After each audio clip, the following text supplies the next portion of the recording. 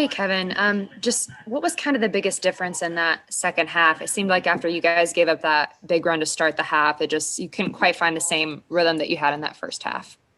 Yeah, I think that was it. It was they came out and those 4 threes in a row. They made a good run on us and it just didn't seem like we had the same rhythm. First half we were going up and down. Our pace was really good. We got a lot of lobs at the rim. We were getting kick out threes. It really kind of felt like we were getting anything we want on the offensive end and just didn't have the same rhythm in the second half. A lot of that comes when you're taking the ball out of the net. It's tough to do that. So. Chris Kirschner. Hey, Kevin, did you feel like there was any anxiousness amongst the team, especially with the amount of free throws you guys missed tonight? I don't think so. It was obviously great. We had a great crowd here tonight, and it was a really good opportunity for us, obviously. But guys who miss free throws they're capable of making those, and obviously it would have been nice if we made them tonight. The game would have been a lot different, but I don't think it was nerves. I don't think it was anxiousness. Andrew Lopez from ESPN. Hey, Kevin. And obviously, a game 6 is a win or go home situation for both. I mean, a game 7 is a win or go home for both teams. But how much, I guess, added confidence does it give you guys knowing that you've already won in Philly in this series? Yeah, we've won twice there already. Like I said, this would have been a really good opportunity for us to win at home and close this thing out. But we got to lick our wounds a little bit and stand back up and go win Game 7 on the road, and got to put this behind us as fast as we can. Jeff Schultz. Kevin, I know you said after the shoot this morning that everybody was focused and you guys were fine. But once the game started, did it feel normal or did it feel different? I mean, we got off. I feel like we got off to our best start since Game 1. So we came out, I think, really focused and. Again, our pace was really good and confident, obviously, to start the game. So, I think we started really well, and I think that tells you what you need to know about how we came into this game, trying to be the team that hit first, being aggressive, get off to a better start than we'd have, and not dig ourselves in a hole the way we were really games 2, 3, 4, and 5. Christos. Hello, Kevin. In a game that in such a close game like this, how crucial were the four missed free throws in early in the fourth quarter, and also what you would like to improve in Game 7 to win that series? Really, all the free throws. It's you got to look at the whole game. Obviously, the ones in the fourth quarter are the ones that are fresh on your mind, but I don't have our stat sheet in front of us. But really, all game it felt like we were missing free throws that guys usually make. So. As a team, again, we got to stand back up. We got to fix our pace. We talked about our second half. We just didn't have a great rhythm. For whatever reason, I think they obviously made adjustments defensively, but we got to find that like we did in the first half, and can't let them go on a run like they did to start the third quarter. So just a couple things we can fix. Najee Wilkins. Hey, Kevin, you scored 15 of your 17 points in the first half. And you kind of mentioned how you thought the rhythm was different in the second half. Do you think just like the Philly defense tightened up, or just shots not falling? Yeah, I missed a couple shots the second half that I made in the first half. Got some good looks, and they just didn't fall. And it feels like it felt like a game that we really didn't shoot well again as a team, and feels like we haven't shot well really since Game 1. So it's we got to get that rhythm back. We made a couple late threes that put us in a one possession game late in the fourth quarter, and obviously couldn't hit one in big moments to close this thing out. So I feel like we could still have one of those games like we did Game 1 where we come out and a lot of guys play well and make threes, and percentage wise as a team we shoot a little bit better than we have.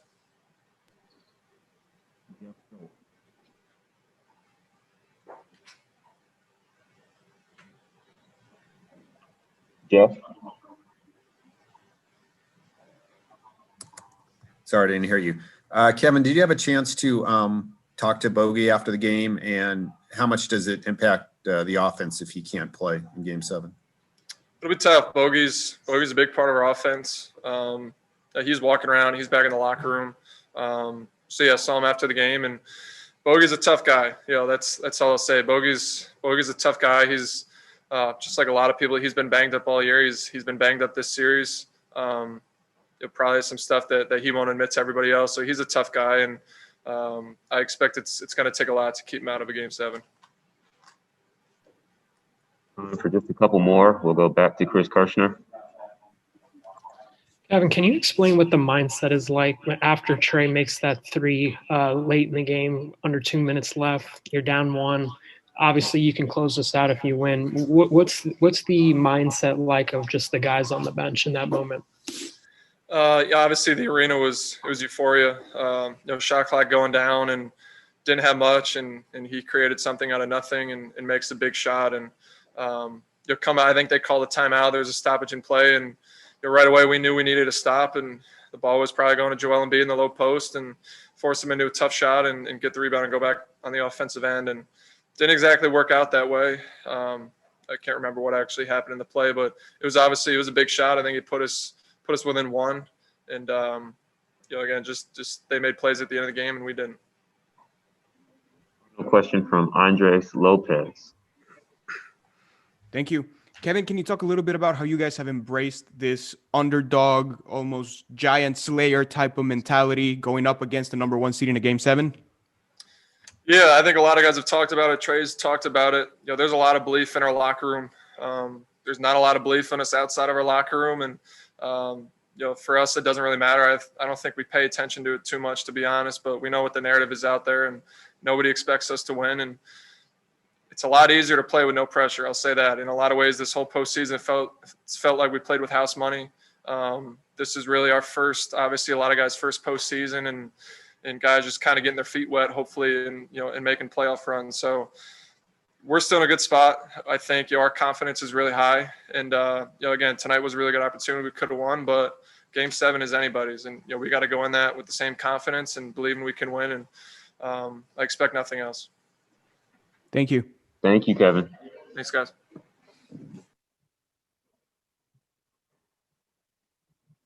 Clint Capella is ready to join us, so he will be taking his seat right now, it appears. So if you've got a question for Clint, please go ahead and raise your hand.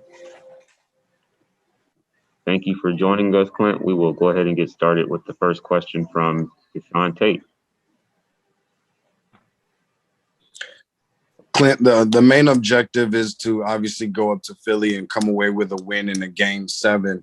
And I think that we all understand that. With that being said, despite whatever that result is, what do you want for just all people to take away from the team this year? Right now, I want to focus on the Game 7. I don't want to do conclusion about the season. Got a game in 2 days. This is where my focus is right now. Sarah Spence. Hey, Clint. I asked Kevin this too, but what was the biggest difference in that second half? It kind of seemed like after you guys gave up that big run to start the third, you just kind of couldn't find the same rhythm. Yeah, we came out. We came out and got conceded 12-0. Obviously, we definitely didn't come out the way we wanted. They changed a couple of things, and whenever in the playoffs you give it 12-0, it's when every possession matters. It's really hard to come back from it. Every possession matters, and we could not just give 12-0 to a team like that. They have a lot of quality. Every possession is always hard to score. So whenever we give that 12-13-0, it really hurt us. Chris Kirschner. Clint, you've played in Game 7s before. Obviously, this team is not one with a lot of playoff experience. What will you tell them of just what a Game 7 is like? Not overthinking it. We've been playing great in this playoffs. All the guys been playing free, been playing their game. Just have the same mentality we've been having in this playoffs. Just play that game as hard as you can and as good as you can, doing what you know to do on the court. And this is what it's going to be about. The best team, the less mistakes. We all know how possession is going to be important. Definitely for me, I've been in Game 7, and I know there's not a lot of opportunities for players to be in a position like that. So we're going to have to enjoy it and give everything we got. Terrell Thomas. Clint, have you spoken to your teammates yet and just tried to put them in the mindset of just how the magnitude and what the crowd will be like on the road in a Game 7 situation? I mean, we've played there before 2 days ago, so definitely the guys are aware of how crazy it's going to be. We are aware of that. We have no choice. We focus on that Game 7. It was a tough loss tonight, but we got to keep our heads up and get ready for the next one, knowing that it's going to be a tough one, probably the toughest of our season. But I definitely believe in this team, and we're just gonna have to be focused from the beginning until the end. Thank you. James Hill. Hey, Clint, the playoff atmosphere, the closeout game, Game 7, the road trip. Can you just talk about going into Philly and just getting one? All you need is one to move on. All we need is one. We've been doing pretty good over there so far. We're just 2-1, but we all know our Game 7 is just different. It's a different atmosphere, it's a different excitation, different intensity. So we're gonna have to go over there and get ourselves ready, get our mind ready, and go to war on that court. Thank you, Clint. Last two from Jonathan Simmons first. Clint, you just talked about the idea of the intensity of the game for Game 7, but it seemed like these last two games continue to get more and more physical. How do you keep intensity but yet keep a cool head and not get into a situation where maybe get a bad foul or technical that could cost you the game? Yeah, you have to keep we have to keep our composure. I have to keep my composure whenever I guard Embiid. I know he's gonna make tough shots. I know he's great at what he do, and just every time focus on the next action. For my part, just make his job as hard as I can. I know he's gonna make some tough shots. It's okay, and just going the other way and try to put my teammates in a good position to make shots and just make sure that every possession we don't give anything, or we give hard shots every time, contested shots, and it's gonna have to be over and over again. So with your experience, how much of that are you going to bring to the teammates, because you have basically a younger crew, to again for them to maintain the intensity but not get caught up in the chippiness of the game? Yeah, I mean, definitely being focused on every possession defensively. Today, that 12-0 really hurt us. From my experience in the playoffs, I mean, it happened the same against the Warriors. We came out in third quarter, and it's just like it happened today. So, I mean, good thing is that today it happened in Game 6, and we have another game to fix it. So let's get it. Final question from Danny Thompson. Clint, Danny Thompson with the three-point conversion. You mentioned Game 7 on Sunday.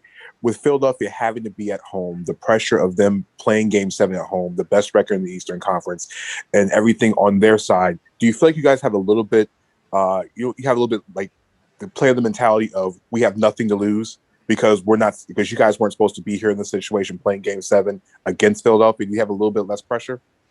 I mean, for our part, all we know is that we were up 3-2, and we're not anymore after this loss at home. So tonight was tough for us, and in the position that we are today, we think that we could have been in a better position. And now we have to go there and get this game. So we just got to get our mind right and get ready for that next one.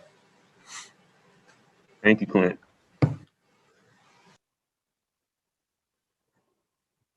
All right, everybody. Thank you for joining us. We will see you again soon. Have a good night. Thanks, Shalani. Thank you.